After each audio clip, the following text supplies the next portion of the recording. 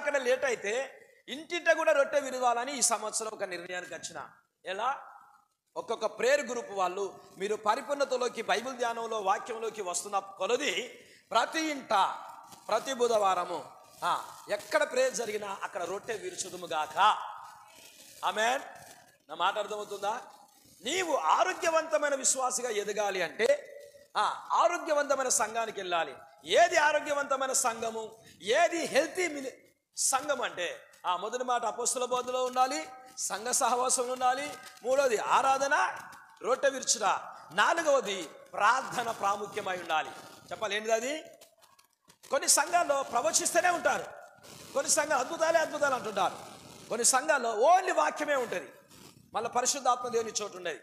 అంతేనే కదా? ప్రభు ఆది అపోస్తలుల సంఘానికి ఇచ్చిన లక్షణాలను మనకు బోధిస్తున్నాడు. 4వ పాయింట్ ప్రార్థన ప్రాముఖ్యమైనది. 5వది దాతృత్వము మరియు సేవ గుణం. చెప్పాల దాతృత్వము అంటే గివింగ్ నేచర్. ఎంతమంది గివింగ్ నేచర్ కలిగి ఉన్నారు? లేక సేవ చేసే గుణం ఉంది? సంఘానికి వస్తున్నావంటే నీకు అలవర్చుకోవాల్సిన మొట్టమొదటి అనుభవంతో కూడిన మాట ఏంటంటే సేవ దృక్పథం.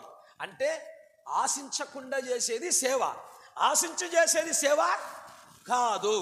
ఈ రోజుల్లో ఆశిస్తూ చేస్తున్న సేవలు చాలా కనబడుతున్నాయి. ఆ విషయంలో జాగ్రత్తగా ఉండాలి. ఇప్పుడు మనకు ఉండాల్సిన, సంఘానికి ఉండాల్సినది ఏంటిది? దాతృత్వము మరియు సేవా గుణం.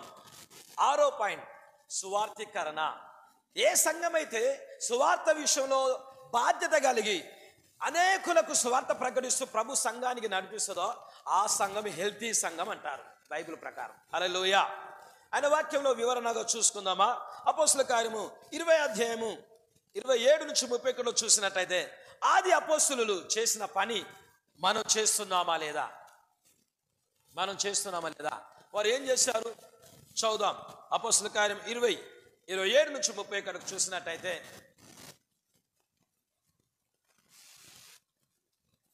20వ అధ్యాయము 27 నుంచి 31. దేవుని సంకల్పమందు మీకు తెలపకుండా నేనేమీ దాచుకొనలేదు. దేవుడు తన స్వరక్తం ఇచ్చి సంపాదించిన తన సంఘమును కాయుటకు పరిశుద్ధాత్మ మిమ్మును అందరు చదవాలి. దేని యందు అధ్యక్షులుగా ఉంచెనో ఆ యావత్తు మందను గూర్చి మీ మట్టుకు మిమ్మును గూర్చి జాగ్రత్త. ఏమందా ఇది? చెప్పాలి ఏమందా? మనమే ఆయన రక్తంలో కడగబడ్డ వారిమా. జాగ్రత్త ఉండుడి, నేను వెళ్ళిపోయిన తర్వాత క్రూరమైన తోడేళ్ళు మీలో ప్రవేశించునని నాకు తెలియను, వారు మందను కనికరింపరు, మరియు శిష్యులను